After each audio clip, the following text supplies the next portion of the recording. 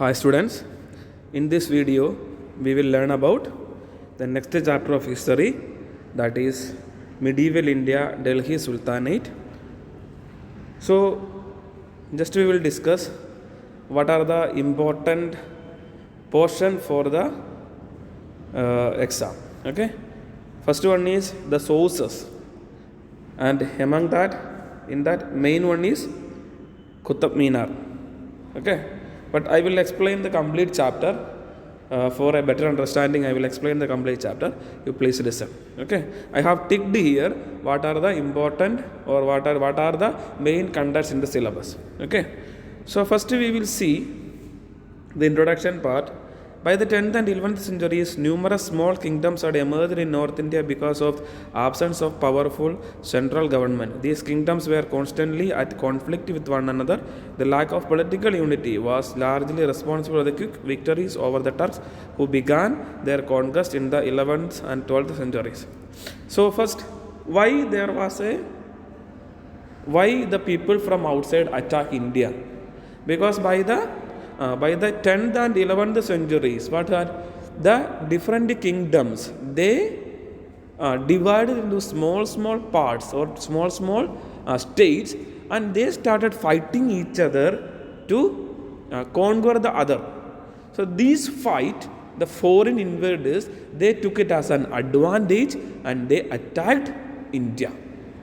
Okay, this is the reason what first.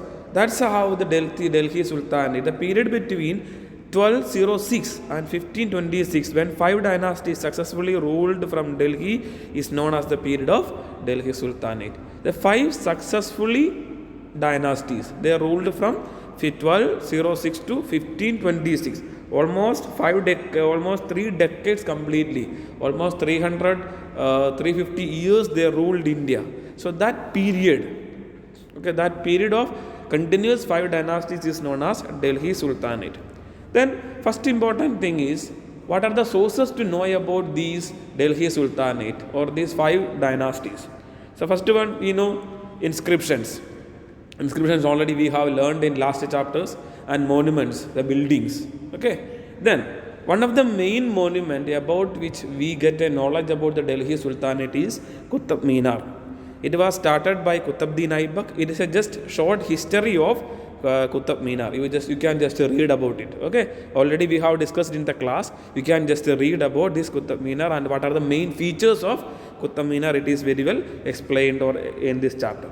Okay, in this portion it is very well explained. Then, now the most important point in this chapter is, we already in the beginning, introduction part, we told that it is about the 5 consecutive dynasties. One of the such dynasty is the slave dynasty. There were 5 successive ruling dynasties, namely the slave, Khilji, Tughlaq, Sayyid and Lodi dynasty. These were the 5 dynasties which come under the Delhi Sultanate. Muhammad bin Ghori defeated Prithviraj Chauhan at the Second Battle of Terain in 1192. Delhi passed into the hands of these rulers later. From Delhi, the Turkish ruler was extended into the Gangetic plains and Bihar and Bengal. The victorious Turks, before leaving for Afghanistan, left behind a slave general, Qutbuddin Aibak, as a viceroy of the conquered lands. Okay, Muhammad Ghori having a war with Prithviraj Chauhan and defeated in the Battle of Terain. And when they left India, what did they do? Muhammad Ghori, one of his slaves, he gave all these areas which he conquered to one of his slaves called Qutbuddin Aibak, and he made him as a viceroy of the conquered lands. And here starts the story of the slave dynasty. He belongs to the slave group, so they started the slave dynasty. Qutbuddin Aibak, he is regarded as the founder of the slave dynasty. The early rulers of the dynasty were called the Mamluk Sultans. The word Mamluk is an Arabic word that means owned. Since these sultans were earlier either the slaves of the Turks or were the sons of the slaves, they were called Mamluk Sultans. To complete his master's work, Qutbuddin Aibak embarked on a series of conquests and captured the fort of Kalinjar in Bundelkhand and Ahilwara in Gujarat. Besides being a brave and capable military general, Qutbuddin Aibak was man of letters. Man of letters means much interested in the literature. Scholars like Hassan Nizami and Fakre Mudir adorned his court. Because of liberal distribution of money, he earned the title of Lakh Baksh. Qutbuddin Aibak laid the foundation of Qutb Minar in Delhi, and he is the main person behind the Qutb Minar, the monument. Okay, after the name of famous Sufi Sayyid Khwaja Qutbuddin Bakhtiyar Kaki, which was completed by Iltutmish, and he could not complete. Qutbuddin Aibak could not complete the work of Qutb Minar. Who completed his son or his successor Iltutmish completed it. Okay, in 1210 Aibak died of a sudden fall from the horse at Lahore while playing Chagwan or polo. Qutbuddin Aibak's son Aram Shah had succeeded him in 1211. Since Aram Shah was incapable ruler, he was overthrown by Iltutmish, the slave or son-in-law of Qutbuddin Aibak. Okay, so this is about the this is about the making of Qutb Minar. Okay, then it's the second dynasty. So we learned about the slave dynasty, and from Muhammad Ghori, who got the power, Qutbuddin Aibak. Okay, and he was a very good ruler, and also he was very much interested. He showed much interested in literature also, and he is the beginner for the making the Qutb Minar. And it named after the Sufi saint. Okay, named after a Sufi saint, and he could not complete the work of Qutb Minar, and it was completed by his son-in-law Iltutmish. Okay, now second dynasty what we are going to see is Khilji dynasty.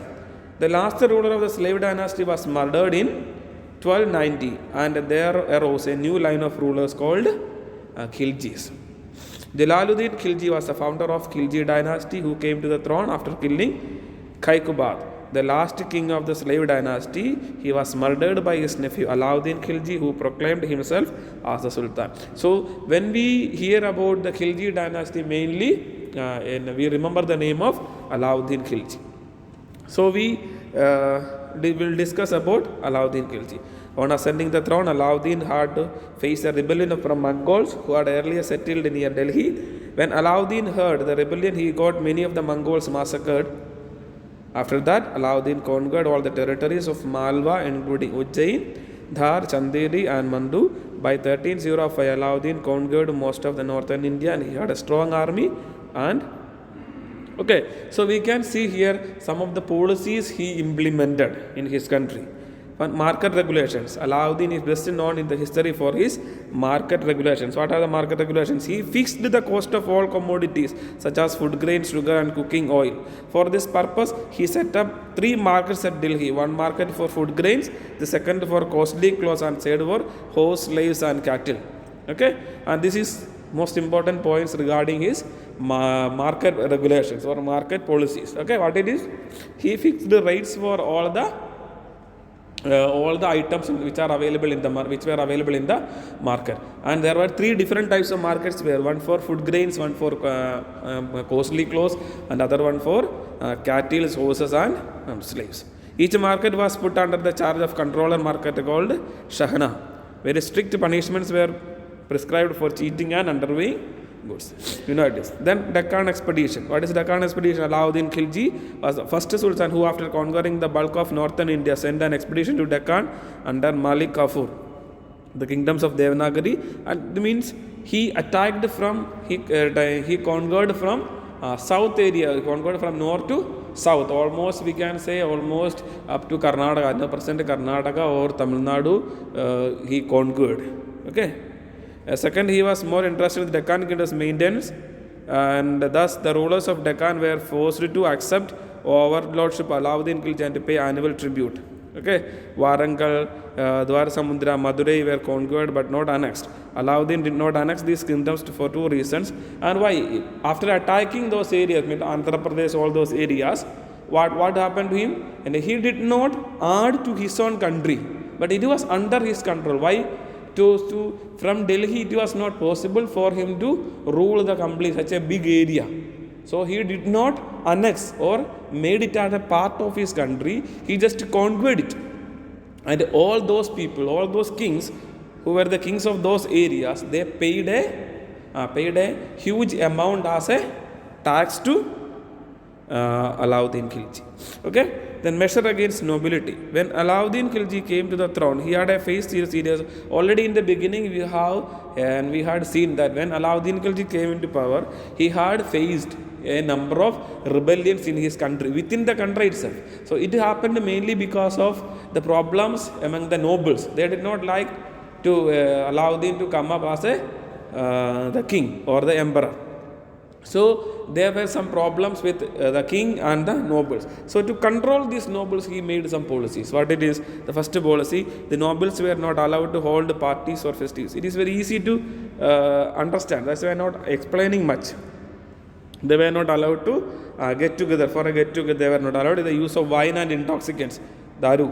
Okay, it was not allowed. Gambling forbidden, and gamblers were severely punished. He stopped paying the soldiers in land and introduced such as cash salaries. He established an ancient spy system to keep check on activities of the nobles. Okay, then military reforms. Alauddin Khilji was the first ruler of Delhi who laid the foundation of the permanent standing army. He imported quality horses and started a system of branding horses that soldiers could not replace them with inferior quality horses. He also introduced a system of chahara, that means identity card for soldiers. Even there was a stamping for horses, okay, because he brought a good quality horses from foreign countries. So what soldiers, they cannot replace those horses with other local horses. So already they had a brand, okay, a symbol is there marked on their body, on the body of horses. So, and what other military forms? He had a good army. At the same time, he introduced what? He introduced an identity card for soldiers also. They paid them in cash. Okay, they paid cash salary. As we have today the cash system, Khilji paid them in cash. Then revenue reforms. Alauddin Khilji introduced a number of important measures to get maximum revenue. He brought all the land empire under his direct control. He introduced the practice of measuring the land and fixing the state share accordingly. He increased the land revenue from 1/3 to the 1/2 and demanded to be paid in cash, not in kind. He appointed special officers to collect the land revenue. You know those things. That means what we can say here, he asked them to pay half of their products as tax. If you have 100 rupees with you, if you are earning 100 rupees, so how much you have to pay to the king? You have to pay 50 rupees to the king.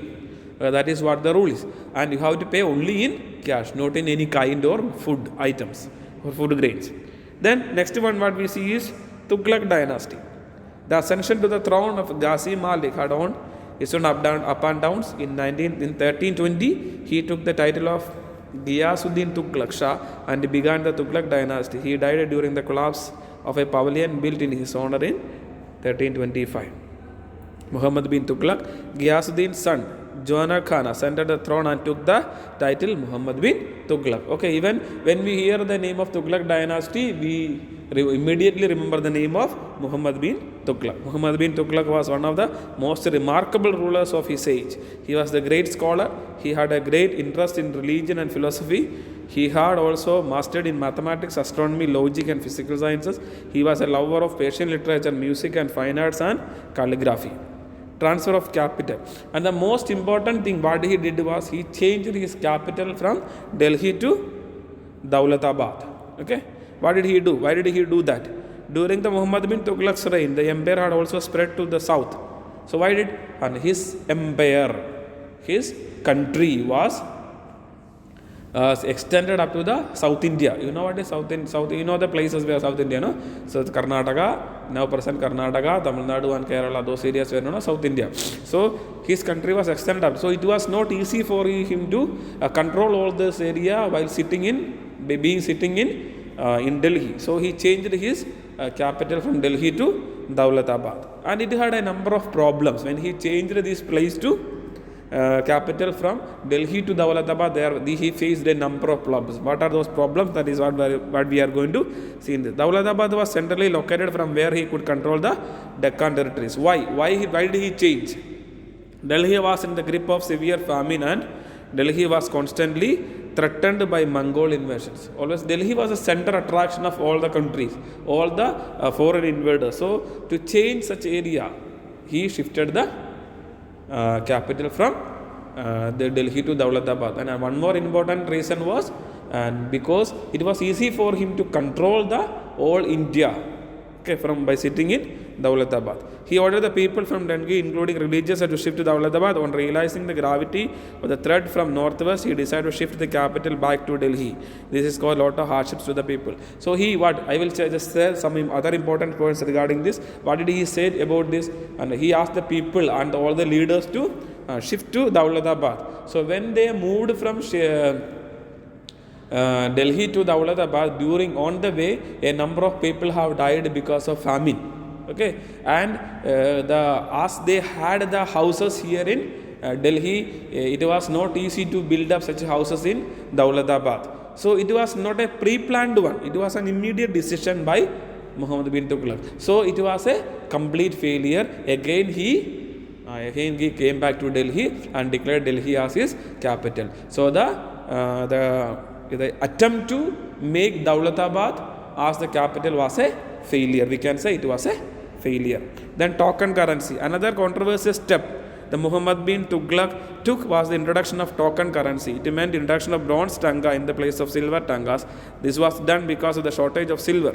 But this equipment. So here we can see what in the country normally they were provided. The king was providing silver currency, silver coins as currency they were using. But when there was a shortage of silver, what did they do? They introduced bronze currency. Okay, they introduced bronze currency, but there were a number of duplicate people began to make duplicate currencies using the bronze, because bronze was cheaply available. So it was also a failure. So normally in the history we speak about Tughlaq reformations. Okay, Tughlaq policies, we say those policies were a failure. Then taxation in Doab. Muhammad bin Tughlaq wanted to conquer territories not only in India but also Central Asia. For this, he required a large army and therefore large amounts of money to pay for the army. So, in order to get more revenue, he increased the land tax in the fertile land of Ganga, Yamuna, Doab. At the same time, a severe famine broke out, and the people refused to pay the extra taxes, rose in rebellion, but the tax collectors showed no mercy and took stern measures to collect taxes. This made some of the peasants to abandon their lands and flee to jungles. Muhammad bin Tughlaq effective steps to fight the famine and save the situation. He ordered free distribution of grains, advanced loans to the peasants, improved irrigation facilities, but this was too late and the number of people were starved to death as agriculture suffered a heavy setback in the Doab area. What did he do? He had a large army. To maintain that army, he increased the tax. So people were not able to pay the tax, but the tax collectors, they were very cruel to the people. They forced the people to pay. They gave severe punishment those who are not paying, those who were not paying the tax. So as a result, what happened? As a result, the people, they were not able to, they flew from that area. They left their land and they went into the forest. So when he come to know, Muhammad bin Tughlaq, when he came to know that people are doing such things or people are leaving the places, so he offered many things to them. But by that time, a number of people might have died, and a number of people and flee from those areas. The plans of only with that Sultanate administration, the state setup.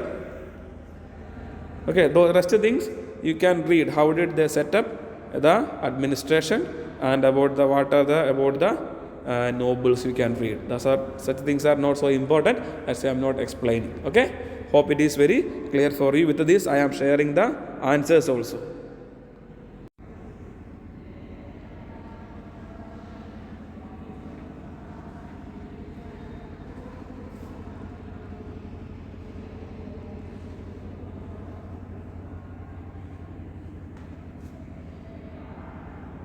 Okay, hope you got the answers. So if there is any doubt, you can clear in the class. Okay, bye.